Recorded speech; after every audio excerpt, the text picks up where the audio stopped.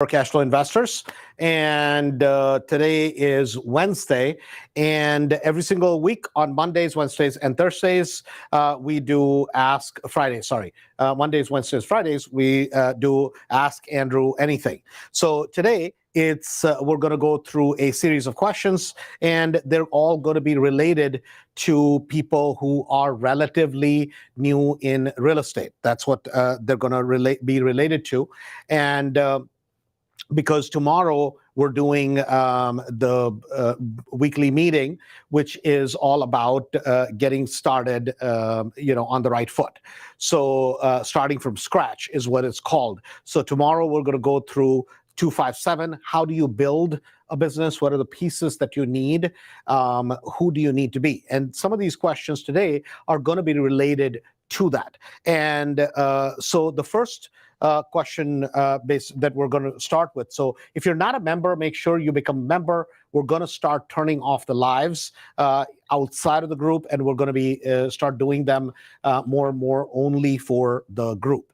So make sure you become a member if you're watching it outside the Burr Cashflow Investors. Invite your friends, invite your family and other potential investors. And when you do, we have something special that we do for you, which is we will pull out one person's name and you win. So if you invite a bunch of people, you have a lot higher statistical odds of winning. And this time the price is ticket for two. On the airlines, last couple winners were, one was Trinidad, one was Amal. And one time we did an appliance package giveaway. One time we did a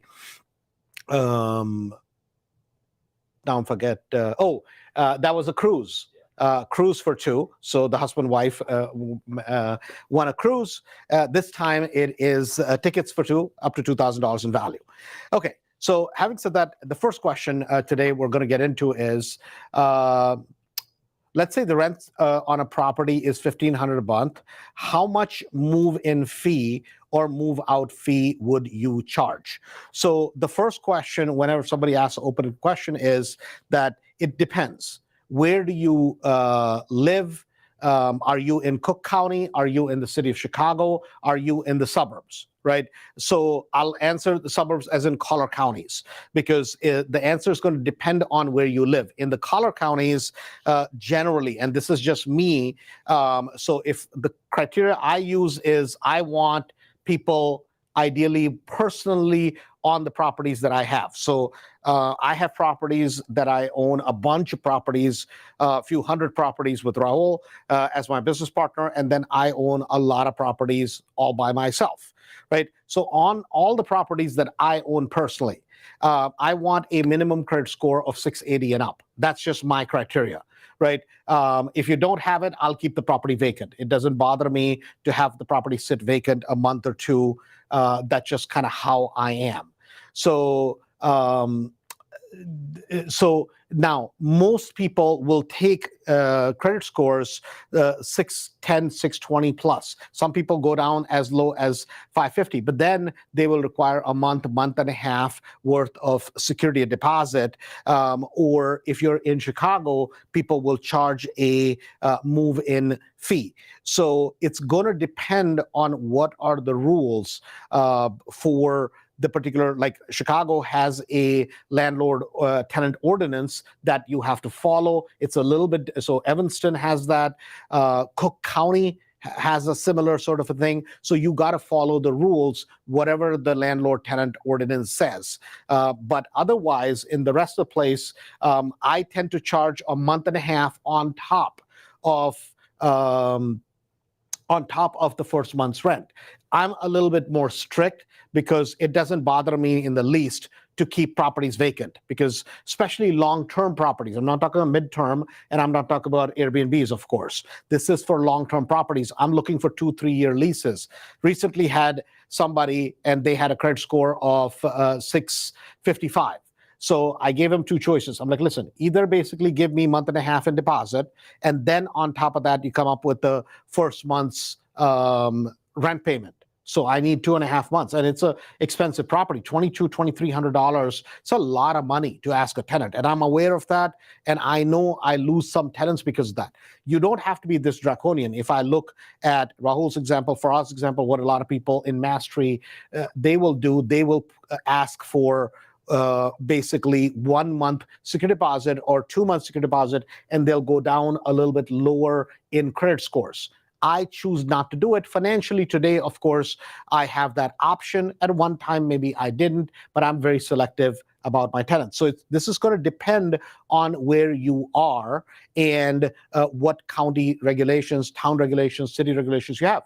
Most of the parts of the country, there are no regulations, right? If you're in Florida, you can charge whatever the heck you want to charge. So it's going to depend on that. That's why I don't want to answer the question, because it's going to also depend on who you are, what part of town.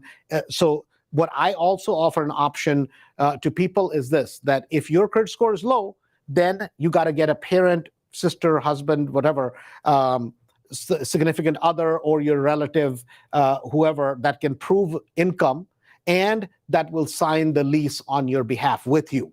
So now I got them in terms of making a rent payment. So in this particular case, this was a younger couple, nice folks. They had a little bit of issue with some student loans, and I was totally fine renting it to them. There's a small child. I had no issue with anything, but I needed somebody, and they're like, Andrew, we really can't come up with that much money. We love the property. And what can we do? So I told them, I'm like, hey, listen, either get your mother, father, somebody who has the income and has the credit score to sign for it. So the wife, I think her mom signed for it, has a really good job, has all the things, and it's totally fine. Hopefully it never comes to that, but that was kind of what it was. So I didn't charge them extra security deposit to move in. I just charged them 1 month's rent as far as security deposit, and just let them move in. But generally, anywhere from 1.5 months to 2 months is what I tend to charge. Is this, then they're talking about, as far as move-in fee, is this non-refundable? Move-in fee is always non-refundable.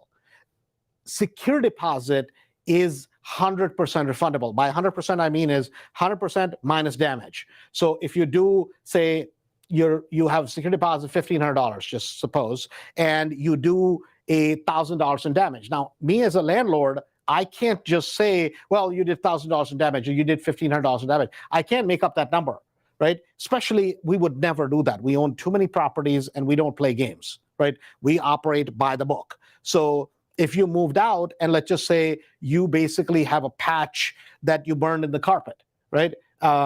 Guess what? Now, generally, most places we don't have carpeting. Let's just say we have carpeting, right? If we're going to have to change the carpeting in that entire living room, right, because you can't patch that, then you're going to get charged for that, because if the carpeting is damaged, then we may have to put, nowadays we'll put a living room floor, right, which is LVP, so luxury plank vinyl. So for doing that, you're going to get charged. So if the charge is $820, you're going to get charged $820. You did no other damage, and then we'll send you a copy of the invoice that this is what we paid, and this is what you're going to pay. So we're going to deduct that, and within 30 days, pay you the rest, whatever your thing is.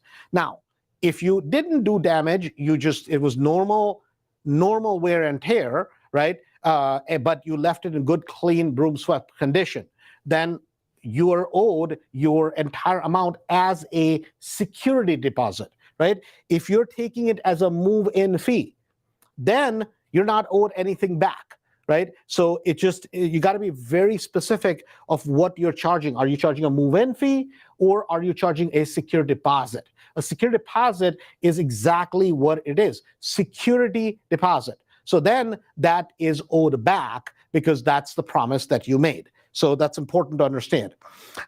Is this refundable or non-refundable? Security deposit is 100% refundable minus costs, repairs. A move-in fee is non-refundable, but that just needs to be made very, very clear, and your local ordinances and laws need to be followed if there are any. A lot of places don't have them. When they do, you have to follow them. Would you charge anything extra on top of move-in or move-out fees? Well, I don't know. I mean, it depends on what your property is. So if your property has extra, so I'll give you guys an example. I have a property in Chicago where the property is rented. It's an area where parking is very, very hard to find, right? So the garage, if they want to rent the garage, they have to put up a security deposit a move-in fee even for the garage, and I charge separately for that. Now, Sandra does that for me. I don't do all that kind of nonsense, but again, we charge separately for the house, separately for the garage in that particular property. So it's going to depend on what property you have. So hopefully that answers the question. The second question was that how do you decide if you're going to do a rental on a property or if you're going to do a Airbnb or a midterm rental, right? I'm brand new to real estate investing, and I'm 32 years old, and I want to get started today, but I want to do it right. So basically, the person was giving a little bit of a background. So my question to you is going to be: number one is this: is a lot of times what people do is they're like, well, this person is doing Airbnbs, this person is doing midterm rentals, this person is doing, so that's what I'm going to do. It can't be based on that. It's got to be based on who are you, where are you coming from, right? Meaning, this is what I mean, that if you buy a boat, you buy insurance for what? For a boat. You buy a car, you buy insurance for a car. Because I bought an airplane, so I have to buy insurance for airplane, you're not going to look at me and go, well, I'm going to buy airplane insurance. That would make no sense, right? But unfortunately, in real estate, when we're getting started, it happens to all of us, right? So you're not unique in this. Happens to all of us that what we see is we see somebody, they're doing something, and they may be a good speaker, they may be very convincing. They're like, oh my God, they seem to be making a lot of money. I want to do the same thing, so I'm going to do what they do. See, here's the thing. What you got to realize is that the smartest move for you where you're at, right? The smartest move for me today is a little bit different than when I started.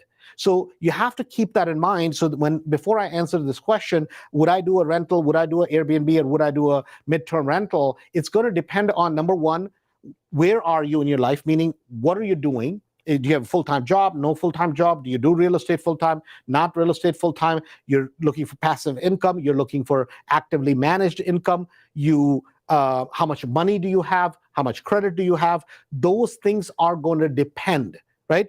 So in this particular scenario, this particular person is 32. His wife happens to be 29. It's a married couple, and I know the name, so they have really, really, really good credit score, right? And they don't have a lot of money, but they have a little bit of money, right? And in their case, what I said to them was, for you guys, it would make sense to buy a property. Even if you have to buy a little bit expensive property, it's okay, perfectly fine, right? That is a 3-unit or 4-unit. Do not buy anything less than that. Because why? You guys should be buying something with 3.5% down, even with a 2 or 3K loan, even though I realize today interest rates are high. I get that 100%. But for them, this would be a great house hack because they don't have any kids yet. So they can live in one, they can basically Airbnb out the other, or they can do what is called a crash pad, because I suggested they should do that by O'Hare. So you're renting it to only pilots, stewardess, the flight crew, that kind of stuff. Phenomenal opportunity for these people right by O'Hare. You can own a nice, badass 3-unit, 4-unit building, and with their credit scores, I know it'll qualify. I know they have the income, it will qualify for them, and that would be the highest, most productive thing. So could they do a Airbnb there? 100%.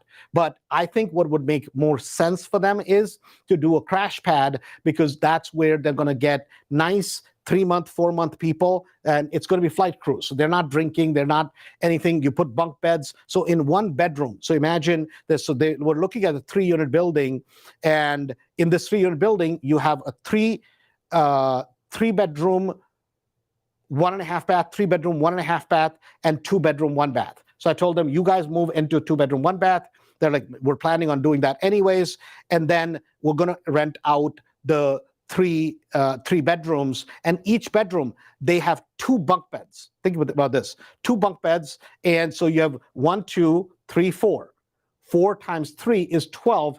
12 times 2 is 24. And these are people that are not there all the time. They're on shifts, like pilots, flight crew, all the stuff. They come to O'Hare for training. So now each bed, you're getting $350, $400, right? And there's something called a hot bed and cold bed. I'm not going to get into that for today's discussion, but imagine the amount of revenue you can generate. And these are good professional people. They can't drink. It's called an 8 hours to flight, right? So basically, you can't be drinking when you're flying. So it's not people, these are professional people, so you will have a phenomenal deal. So in their case, it 100% makes sense for them to basically do a hybrid of a Airbnb model, almost like a midterm model. But for somebody else, if you don't have the wherewithals, you're busy, right, then it may be better for you to do a rental. So again, this is going to depend on the situation that you're in. See, real estate's got to be tailored based on where you're at, and then what strategy am I going to use to get me quickest to financial independence, just because I do something. So a lot of times when people come to Mastery, what we always look at them as first, what is your profile? Meaning, where are you coming from? Doesn't matter if you have money, doesn't matter if you don't have money, or if you have a lot of money. What matters is where are you? Right? And then we all know what the goal is. The goal is financial independence. We all understand that, right? But the question is, how do we get you there as quickly as possible given your scenario? So if I have somebody who's a 55-year-old physician that comes to Mastery, the way they get to financial independence will be a little bit different than somebody who's a young dude who comes to Mastery and says, man, I don't have a lot of money. The guy who's a young dude, I'm going to say, hey, listen, you're going to have to do a little bit more hustling to get there. You can get there. You can even get there quicker than the doctor, right? That may have more income because he's going to have more expense structure than you're going to have, right? But your path may be different. You may have to do the 2-1 formula: 2 flips, 1 rental, 2 flips, 1 rental, or 2 flips, 1 Airbnb, right? And then you start doing 1 flip, 2 Airbnbs, 1 flip, 2 Airbnbs, or 1 flip, 2, right? The strategy I used was flip, flip, flip, flip, flip. Then I realized, oh my God, this is a lot of work. Then I started doing 3 flips, 1 rental, 3 flips, 1 rental. Then I went down to 2 flips, 1 rental. Then I went down to 1 flip, 1 rental. Then for every 1 flip, I would do 2 rentals. Then it was 3 rentals, right? You scale based on where you are, because sometimes we need earned income. And sometimes we need cash flow. Today, to me, earned income is not as important because I already have a lot of earned income and I already have a lot of cash flow. So I'm focusing more on building more and more and more and more assets and more cash flow, because I don't need any more income to live on for personal expenses, right? It's always great to make more money, don't get me wrong. But what I'm saying is that I would rather it come from a passive source because my tax consequences are much better in that particular situation. That is today, not when I started in 2008. So this is why this becomes important. Next thing is a question that kind of follows the first question, and that is how and where do I get started, right? And we're talking about, this is 2023, the prices are very high. So where do I get started? So let's understand quickly where the market is today. So in 2023, across the country, this is across the country, right? There are kind of 3 different market segments. So you have one market segment, which is the D-class properties, disaster properties in disaster areas. Those obviously are having a lot of trouble selling. Fact of life, right? Buyers, it doesn't matter how desperately they want to buy, they're going to have a hard time qualifying even in today's market. That's just how it is.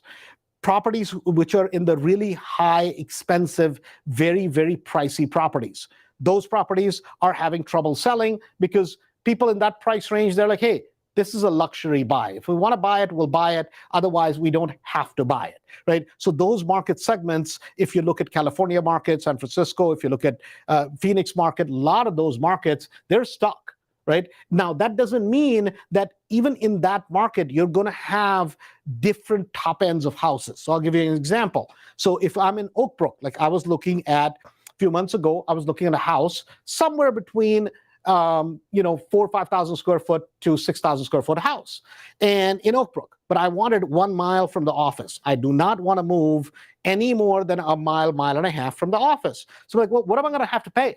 Right? Minimum price range is going to be starting at 750, 850 minimum here. And then it's going to go up to 5, 6, 7 million. Right? So in Oak Brook, a house for $1 million, there's a ton of them. They're all dated, they're all old, and if I buy them, I'm going to have to do a lot of work. So basically, my price point was maybe I'll spend up to $2 million, right? Now, I'm not one of those people that I really don't care for a big house. I just don't, right? It's for me. I was just like, okay, I can afford it, so let me buy it, right?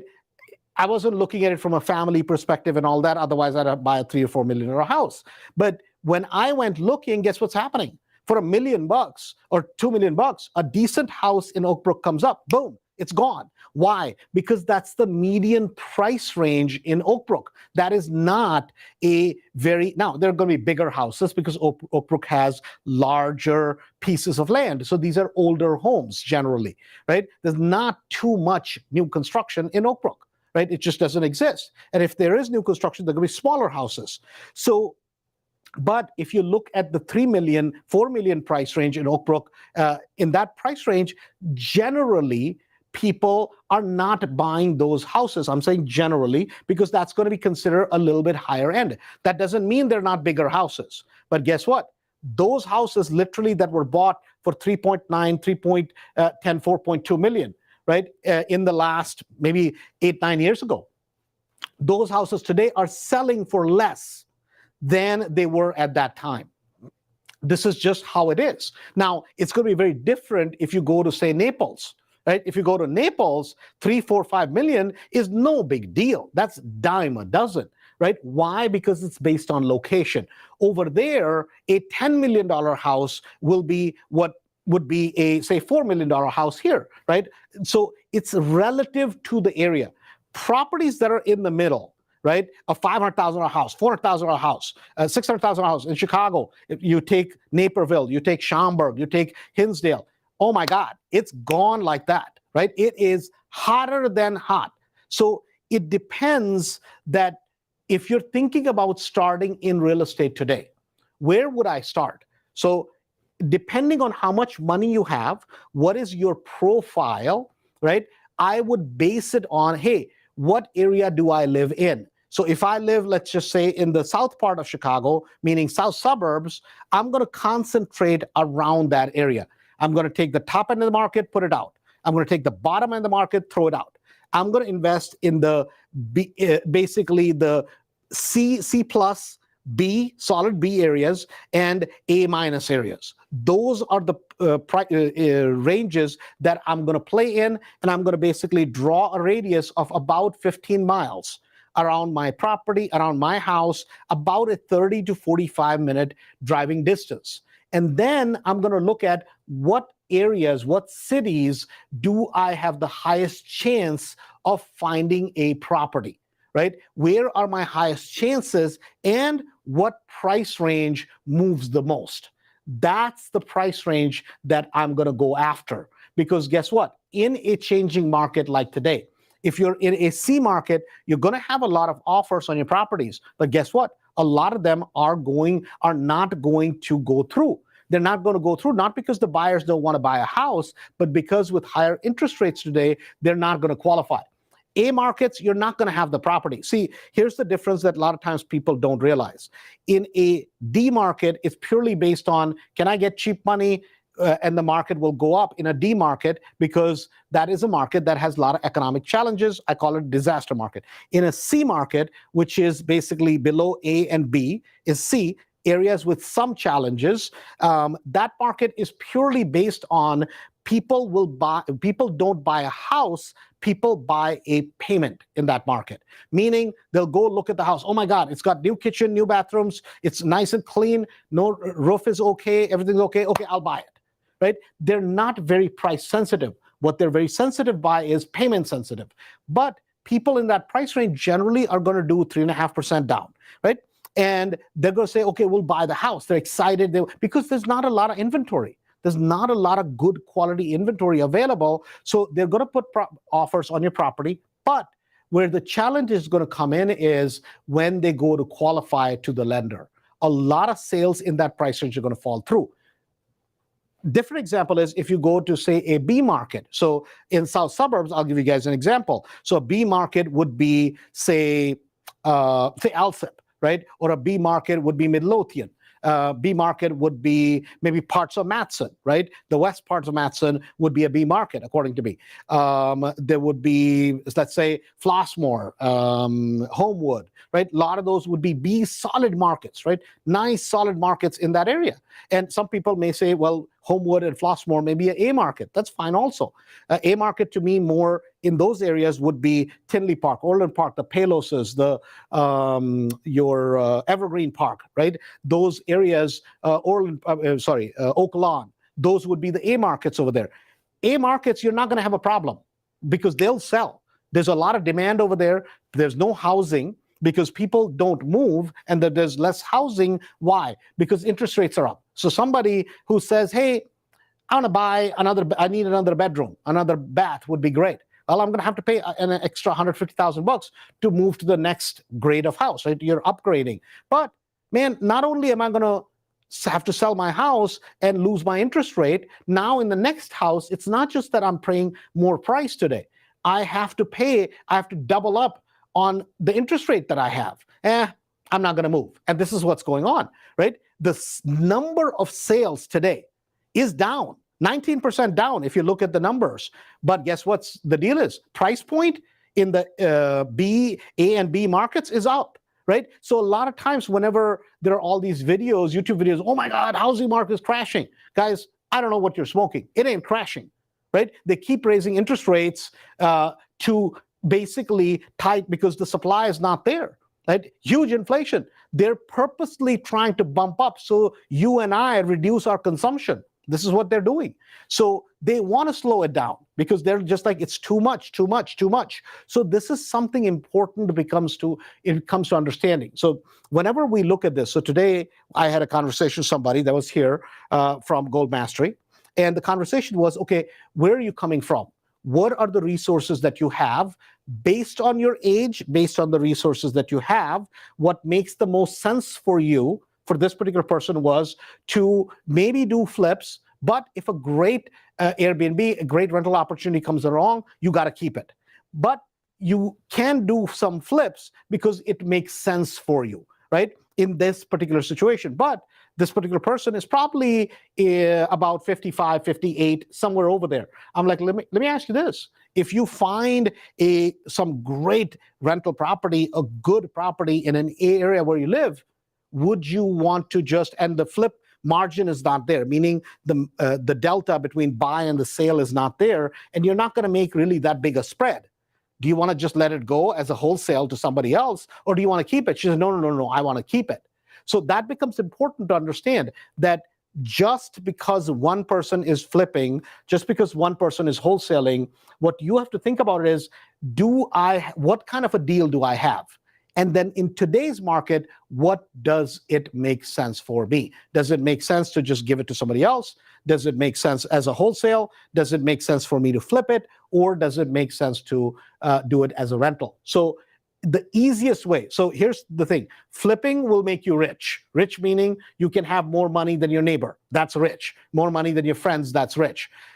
The wealth is built on owning properties for a long period of time, whether you do it as a long-term rental, whether you do it as a Airbnb, you do it as a midterm rental, really doesn't matter, right? You want to be wealthy, you got to own real estate for a long, long period of time. So the other question that follows this was that, where do I find a property today, right? The best place today, right? Number one place, and you're going to be shocked when I say this, MLS, right? You're like, Andrew, but MLS properties are expensive. We're all aware of it. Guys, I promise you, MLS properties go in 60 days ebbs and flows, right? 60 days, everybody and their mother is going to be out. This is that time of the year. Everybody and their brother is out looking for deals. So of course, if you try to force a deal to happen right now, guess what's going to happen? you're going to get frustrated, you're going to get disheartened, you're probably not going to get a property, or you're going to overpay, right? But I promise you, look in July, August, September. Guess what starts happening? The market turns. And this happens every single year in Chicago, right? Every single year. I've been in Chicago since 2002. Every single year, it's the same thing, good market or bad. More opportunities start popping up. So a lot of people are like, well, should I not be looking? Should I be somewhere vacationing? That's what you want to do. That's up to you. But start looking now and start making offers, start going out to properties. And as the market starts turning again, right, because there are ebb and flows, most of the buyers come out when?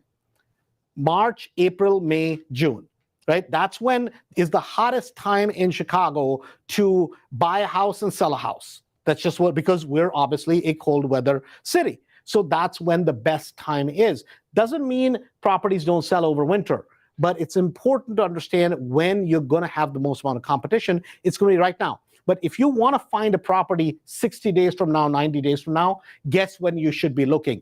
Right now, right? That's number one. Number two, where should you be looking? To me, you should be looking at pre-foreclosures, right? If you're not looking at pre-foreclosures, especially the ones with equity, you are making the greatest mistake of your life. There are over 26,000 plus right now as we speak this second, right? In the Cook County and surrounding county areas that are pre-foreclosures, they're going to end up at auctions. The number of properties going to auctions is higher than it has been in the last few years, right? And a lot of them are selling for a higher price than they ever have. Why? Because there's a huge demand on the back end. So if you can get to them before the properties go to auction, you will end up with some phenomenally good deals. So just something to think about. The last question today was, well, do I need a real estate license, Andrew, if I want to be successful? So real estate license helps. It does not make you successful, period, right? So here's what I'm going to tell you. If I look at Mastery, right? In Mastery, obviously, you're going to have an abnormally high number of people who go out and get their license. About probably 20, 25% of people in Mastery probably have their real estate license. And I'm taking a guesstimate, but I know it's a high percentage, right? Most of them did not start with having a license, right? And if you look at the number of properties that are owned, this should be a shocker to you. If you're a real estate attorney, real estate agent, real estate broker, real estate in the title business, or a loan officer, right? 4% of those category of people own rental properties or more real estate besides their own home. A lot of them don't even own their own home. This is a state of affairs. 8% of the public, approximately, general public, owns real estate and rental properties. So if you were to say, well, yeah, I have to be a real estate agent to be successful, absolutely not. Some of the most successful people, like when we look at Mastery has 1,300 people today that own close to 20,000 houses in Chicago, right? 20,000, right? Now we're building a huge portfolio down in Florida. If you look at it, most of them are not real estate agents. Can having a license help you? 100% it can help you. You get access to MLS, you get access to a lot of data, but that's all it is, right? You can be a great investor and never have a license, right? Saying that, I put my license, like this year, I did not renew my real estate license because I don't want the headaches that come with it, because whenever you have a real estate license, I tend to have a big mouth. You can't say certain things, you can't do certain things. All the time you have to just worry about headaches because you have a real estate license, you have a bigger, a higher duty in terms of, I can't say, oh, don't buy this area, this area sucks, right? Because that may be considered steering. I'm saying it from a investment perspective, mind you, right? I'm not trying to steer anybody, right? I'm not trying to discriminate anybody, but my job is to tell you the truth that what is the best area to invest in. So I'm like, I don't need this license and I don't need this headache, right? But if you ask me, first focus on investing if you don't have a license, right? If you have a license, guys, you have a gold mine at your doorstep, right? You have a lottery ticket, please cash it in. You help your clients become rich, build wealth. Why not do a little bit of that for yourself, right? Having said that, hope today's thing made some sense. Again, make sure you join, like, subscribe. Invite your friends, guys. Invite your family. We need all of us as a community to grow And if you have wholesales, if you have properties that you want to put within the group, please do so. We just had two or three successful wholesalers sell a bunch of properties within the group. We would love to see that, as long as it adds value. We want you to share. We want you to become active within the group. Again, remember, on July 21, 22, and 23, literally 30 days from today, literally, is the 3-day. Super thrilled. It's going to be number 27 this time, right? Excited about it. Guys, the market is better than ever, right? And guess what? Lots and lots of change means lots of opportunities for you and I. If you haven't registered, go to andrewholmesevents.com. That's andrewholmesevents.com. We'll talk to you soon, and we'll talk to you on